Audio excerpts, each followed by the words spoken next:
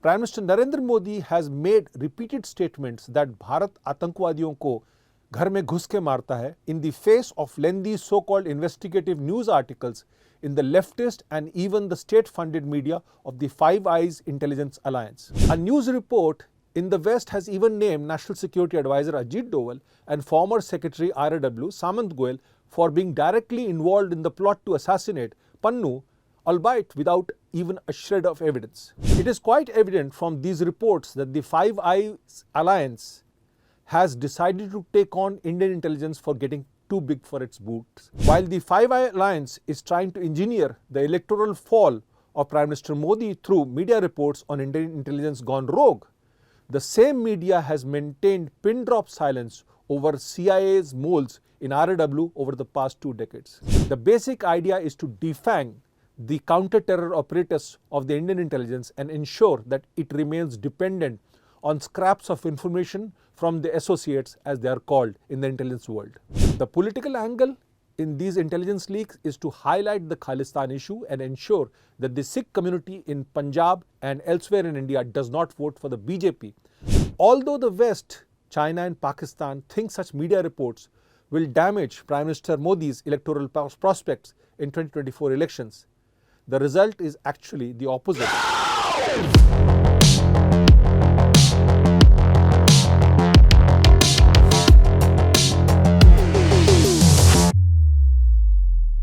Namaskar.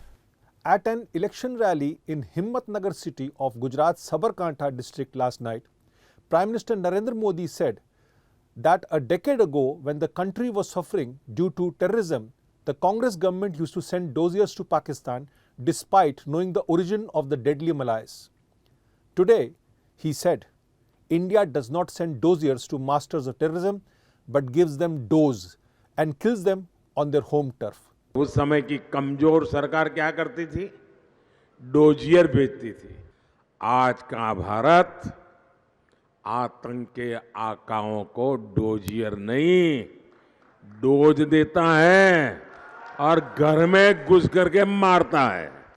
Prime Minister Narendra Modi has made repeated statements that Bharat आतंकवादियों को घर में घुस के मारता है during the 2024 election campaign and in the face of lengthy so-called investigative news articles in the leftist and even the state-funded media of the Five Eyes Intelligence Alliance. The recent media reports in Canada, UK, US and Australian media, all countries part of the Five Eyes Intelligence Alliance, have accused the Narendra Modi government of involvement in the killing of Bhindranwale Tiger Force terrorist Hardeep Singh Nijjar in Canada, plot to assassinate proscribed terrorist G.S. Pannun in US, murder of Khalistan Liberation Force terrorist Avtar Singh Khanda in UK, and neutralizing the anti-India terrorists in Pakistan. The latest is a state-funded Australian broadcaster accusing Indian spies of trying to steal secrets about sensitive defense projects and airport security, as well as classified trade information in 2020.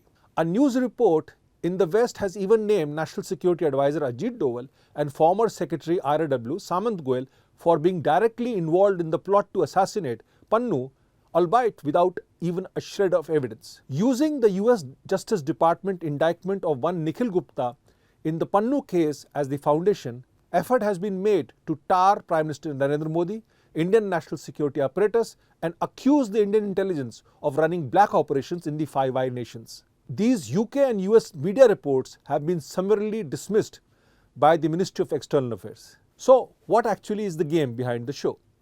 It is quite evident from these reports that the Five Eyes Alliance has decided to take on Indian intelligence for getting too big for its boots and is leaking source but unverified intelligence to leftist media and their own funded broadcasters to rein in the Modi government. The intelligence leaks to the media are also designed to force the political leadership of the Five Eyes Alliance, particularly US President Joe Biden, to take on action against India and the Narendra Modi government, who right now is the senior-most political leader in the democratic world. The timing of the leaks and the so-called investigative reports in these countries substantiate Minister of External Affairs Minister S. Jayashankar's observation that the West is not only interested but also interfering in the 2024 Indian general elections. Games which are being played with us. These are politics. These are our domestic politics, which is going global, global politics, which feels they must now intrude in India. You know, how can these chaps decide who should be ruling them without, consulting us? You know?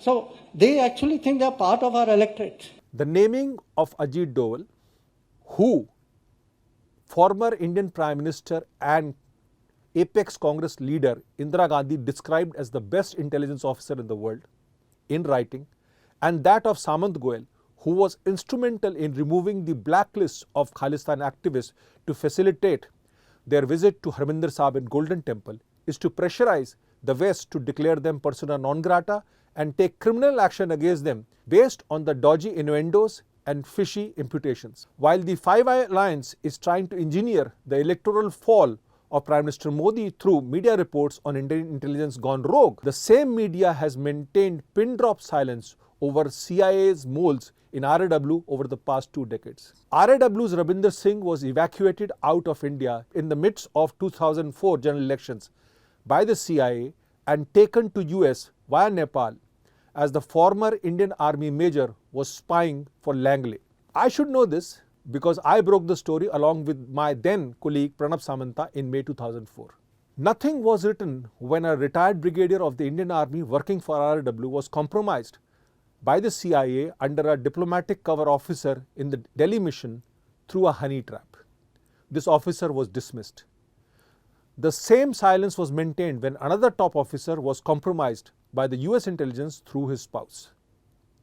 Fact is that despite India losing thousands of innocents through Pakistani or orchestrated jihad and Khalistani terrorism in Kashmir and Punjab for the past 4 decades, till 2014, the Five Eye Alliance wants Indian intelligence not to fly, or else they will not share any intelligence with them in future.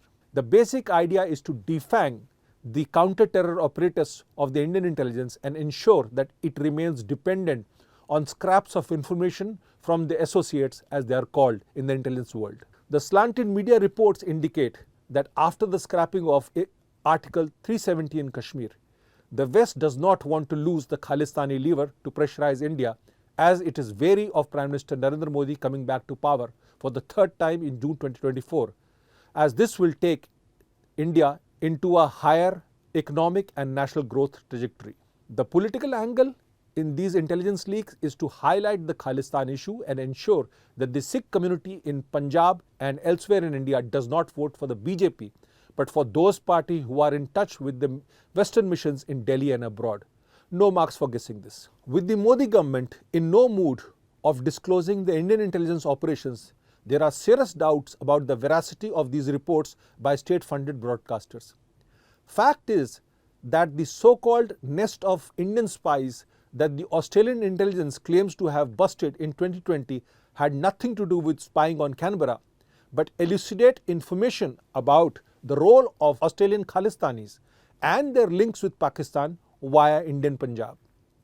The focus was Pakistan and Punjab, and not so-called trade secrets of Australia. Since the Five Eye Alliance has taken a decision of not taking any action against the Khalistanis and the funding of separatist movement outside India, the Modi government has no options but to monitor the activities of these groups, or else India will face a terror attack, as these groups are supplicants of Pakistani deep state. The reason why the Western media is attacking Doval and Goel is simply because they have forcefully raised the Khalistani issue with their Western counterparts and went even to the extent of labeling these terrorists, including Pannun, Khanda and Nijjar, as intelligence assets of the Five Eye Alliance. While these Anglo-Saxon powers were used to groveling and ready to please Indians in the past, both Doval and Goel are absolutely blunt and brusque in their dealings when it comes to Indian national security interests. These media reports also have an internal angle, as many bureaucrats want the 79-year-old Doval to vacate his post of the NSA and ensure that the 64-year-old Goel does not get a post-retirement job in Modi 3.0. Hence, media slandering of their reputations has been quietly welcomed by their adversaries, competitors and their nasty colleagues. Although the West, China and Pakistan think such media reports will damage Prime Minister Modi's electoral prospects in 2024 elections, the result is actually the opposite, as the public for long wanted a leader who could take India's fight into the enemy territory. A strong leader who has the ability to take India to its rightful place in the comity of nations. The reaction of the Modi government to these reports was summed up to me by a senior Cabinet Committee of Security Minister who said that he intends to thank these reporters by sending them Indian crafted sweets for acting as force multipliers for Prime Minister Modi in the 2024 elections. The majority of Indian electorate is behind Prime Minister Narendra Modi and wants the terrorists targeting India to be exterminated, as it is tired of Indian innocent blood being spilled in the streets. It is for the Five Eye Alliance and their media surrogates to come to terms with this reality. Namaskar.